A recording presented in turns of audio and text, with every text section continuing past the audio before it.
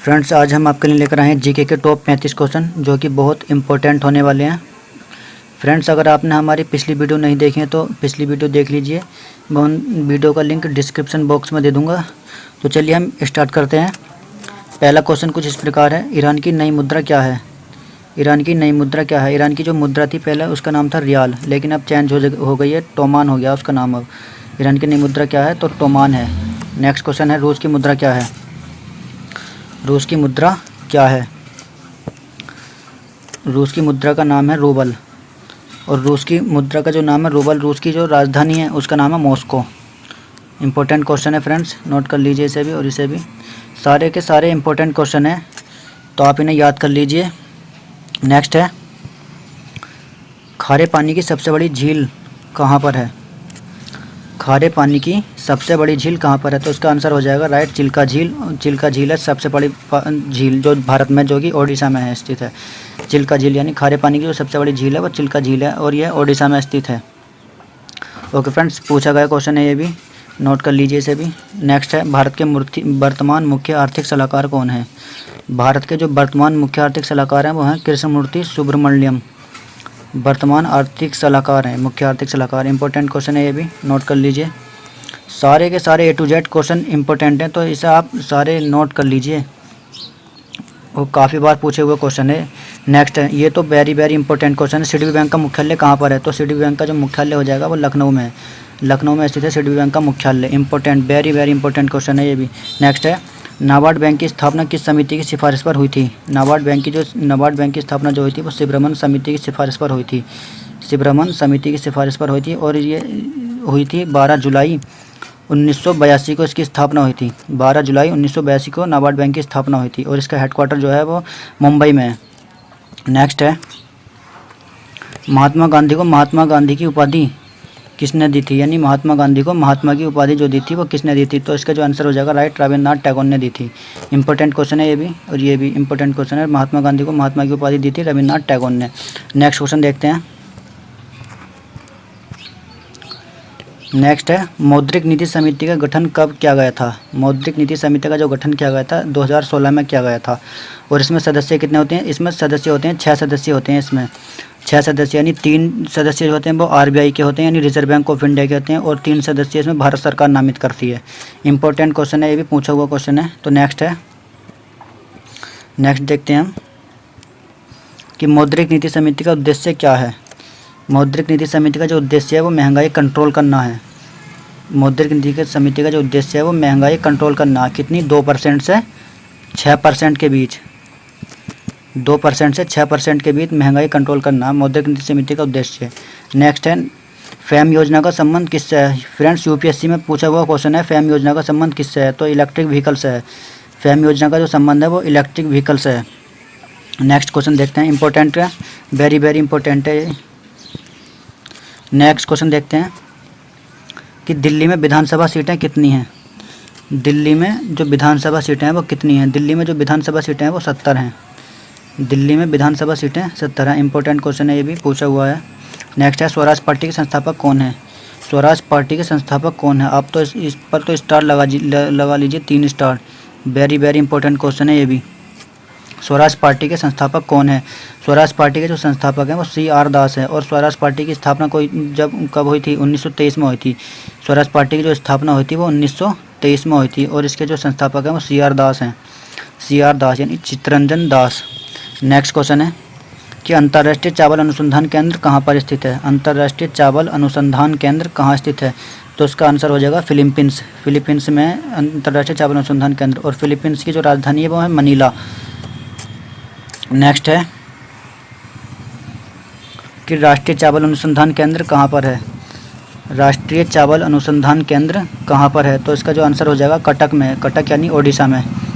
कटक, ओडिशा के कटक में। Next question है, वन्यजीव संरक्षण अधिनियम किस वर्ष आया था? वन्यजीव संरक्षण अधिनियम किस वर्ष आया था? तो इसका आंसर हो जाएगा 1972 में। वन्यजीव संरक्षण अधिनियम जो आया था वो 1972 में आया था। नेक्स्ट है, भारत में कौन सी नदी कर्क रेखा को 2 बार काटती है? इंपॉर्टेंट क्वेश्चन है, स्टार लगा लीजिए 2। भारत में कौन सी नदी कर्क रेखा को 2 बार काटती है? तो इसका आंसर हो जाएगा माही नदी। माही नदी 2 बार काटती है कर्क रेखा को। नेक्स्ट है, सिंधु जल समझौता कब और किसने कराया था? सिंधु जल समझौता कब और किसने कराया था? तो सिंधु जल समझौता जो हुआ था वो 1960 में हुआ था, विश्व बैंक ने कराया था। किन दो देशों के मध्य हुआ था? भारत और पाकिस्तान के मध्य हुआ था यह समझौता सिंधु जल समझौता भारत और पाकिस्तान के मध्य 1960 में हुआ था, विश्व बैंक ने समझौता करवाया था। नेक्स्ट है, केंद्रीय आलू अनुसंधान केंद्र कहाँ स्थित है? केंद्रीय आलू अनुसंधान केंद्र कहाँ पर स्थित है? तो इसका आंसर हो जाएगा शिमला में है केंद्रीय आलू अनुसंधान केंद्र। नेक्स्ट क्वेश्चन देखते हैं। फ्रेंड्स, अगर आपने हमारा यूट्यूब चैनल सब्सक्राइब नहीं किया तो सब्सक्राइब कर लीजिए, लाइक कर लीजिए और शेयर कर दीजिए, क्योंकि अगर हमारी आने वाली वीडियो जिससे मिस ना हो। नेक्स्ट है 19वां, यानी कि लोक लेखा समिति में कितने सदस्य होते हैं? लोक लेखा समिति में कितने सदस्य होते हैं? तो लोक लेखा समिति में जो सदस्य होते हैं वो 22 सदस्य होते हैं। 22 सदस्य होते हैं। इंपॉर्टेंट क्वेश्चन है, बहुत बार पूछा हुआ क्वेश्चन है ये भी।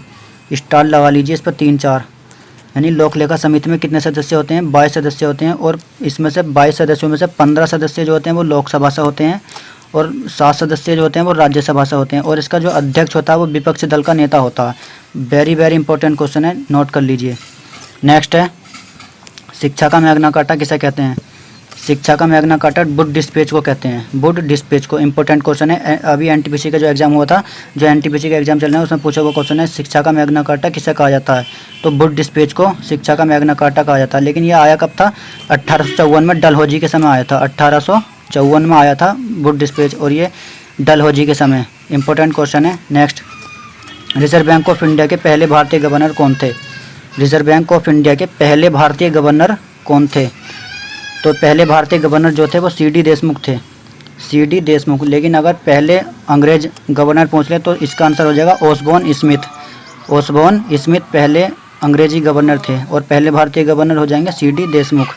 और रिजर्व बैंक ऑफ इंडिया का एक क्वेश्चन और पूछा जाता है कि रिजर्व बैंक ऑफ इंडिया का राष्ट्रीयकरण कब हुआ था? तो रिजर्व बैंक ऑफ इंडिया का जो राष्ट्रीयकरण हुआ था वो 1 जनवरी 1949 को हुआ था। काफ़ी बार पूछा हुआ क्वेश्चन है कि रिजर्व बैंक ऑफ इंडिया का राष्ट्रीयकरण कब हुआ था? तो इसका आंसर हो जाएगा 1 जनवरी 1949 को राष्ट्रीयकरण हुआ था रिजर्व बैंक ऑफ इंडिया का। और रिजर्व बैंक ऑफ इंडिया की स्थापना किस सिफारिश पर हुई थी? किस समिति की सिफारिश पर हुई थी? तो रिजर्व बैंक ऑफ इंडिया की जो स्थापना हुई थी वो यंग हिल्टन आयोग की सिफारिश पर हुई थी। यंग हिल्टन आयोग की सिफारिश पर हुई थी रिजर्व बैंक ऑफ इंडिया की। और इसका जो वो था अधिनियम, वो 1934 का अधिनियम था। 1934 का अधिनियम से इसकी स्थापना हुई थी और यंग हिल्टन आयोग की सिफारिश पर हुई थी। ओके फ्रेंड्स, तो reserve bank of India important question है, तो आप इसे नोट कर लीजिए, वेरी वेरी इंपॉर्टेंट है। 7 इस पर वो लगा लीजिए स्टार। नेक्स्ट है, गांधी इरविन समझौता किस वर्ष हुआ था? गांधी इरविन समझौता जो हुआ था वो हुआ था 5 मार्च 1931 को। गांधी इरविन समझौता 5 मार्च 1931 को हुआ था। नेक्स्ट, भारत में सर्वाधिक जनसंख्या घनत्व किस राज्य केंद्र शासित प्रदेश में है? यानी किस राज्य केंद्र शासित प्रदेश में है? तो इसका आंसर हो जाएगा दिल्ली। नेक्स्ट है, 2011 की जनगणना के अनुसार भारत में कितने राज्यों में लिंगानुपात 1000 से अधिक है? वो केवल 1 हो जाएगा, तो केरल इसका आंसर हो जाएगा, राइट, केरल। नेक्स्ट है, भारतीय राष्ट्रीय कांग्रेस की स्थापना कब की गई थी? इंपॉर्टेंट क्वेश्चन है, नोट कर लीजिए इसे कि भारतीय राष्ट्रीय कांग्रेस की स्थापना कब की गई थी? तो इसका आंसर हो जाएगा 1885 में भारतीय राष्ट्रीय कांग्रेस की स्थापना की गई थी। और किसने की थी? A.O. ह्यूम ने की थी। 1885 में A.O. ह्यूम ने की थी इसकी स्थापना। नेक्स्ट है, लाल बहादुर शास्त्री की समाधि स्थल का क्या नाम है? लाल बहादुर शास्त्री की समाधि स्थल का क्या नाम है? तो इसका जो राइट आंसर हो जाएगा वो विजय घाट। इसका आंसर हो जाएगा विजय घाट, लाल बहादुर शास्त्री की समाधि स्थल का नाम है। नेक्स्ट है कि सरोजिनी नायडू ने किस अधिवेशन में कांग्रेस की अध्यक्षता की थी? वेरी वेरी इंपॉर्टेंट क्वेश्चन है, स्टार लगा लीजिए इस पर भी। सरोजिनी नायडू ने किस अधिवेशन में कांग्रेस की अध्यक्षता की थी? तो इसका आंसर हो जाएगा 1925 के कानपुर अधिवेशन में सरोजिनी नायडू ने इसकी अध्यक्षता की थी, 1925 के कानपुर अधिवेशन में। नेक्स्ट क्वेश्चन है फ्रेंड्स, रेबीज के टीके की खोज किसने की थी? रेबीज के टीके की खोज किसने की थी? तो इसका राइट आंसर हो जाएगा लुईस पास्चर ने। काफ़ी बार पूछा हुआ क्वेश्चन है, रेबीज के टीके की खोज किसने की थी? लुईस पास्चर ने की थी। नेक्स्ट क्वेश्चन देखते हैं कि 2011 की जनगणना के जनगणना आयुक्त कौन थे? यानी 2011 की जनगणना के जनगणना आयुक्त कौन थे? तो इसका आंसर हो जाएगा चंद्रमौली। यानी 2011 की जनगणना के आयुक्त थे चंद्रमौली। नेक्स्ट,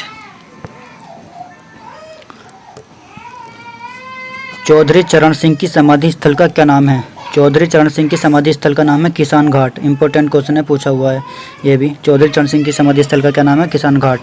नेक्स्ट है, दूध से दही बनाने में किस जीवाणु का प्रयोग होता है? दूध से दही बनाने में किस जीवाणु का प्रयोग होता है? तो इसका आंसर हो जाएगा लैक्टोबैसिलस जीवाणु। लैक्टोबैसिलस जीवाणु का प्रयोग होता है दूध से दही बनाने में। इंपॉर्टेंट है ये भी, स्टार लगा लीजिए 3-4। नेक्स्ट है, मोरारजी देसाई की समाधि स्थल का क्या नाम है? मोरारजी देसाई की समाधि स्थल का क्या नाम है? तो इसका आंसर हो जाएगा अभय घाट। अभय घाट, मोरारजी देसाई की समाधि स्थल का नाम है अभय घाट। ओके फ्रेंड्स, नेक्स्ट है, सुरेश तेंदुलकर समिति का संबंध किससे है? सुरेश तेंदुलकर समिति का संबंध किससे है? तो इसका आंसर हो जाएगा गरीबी से।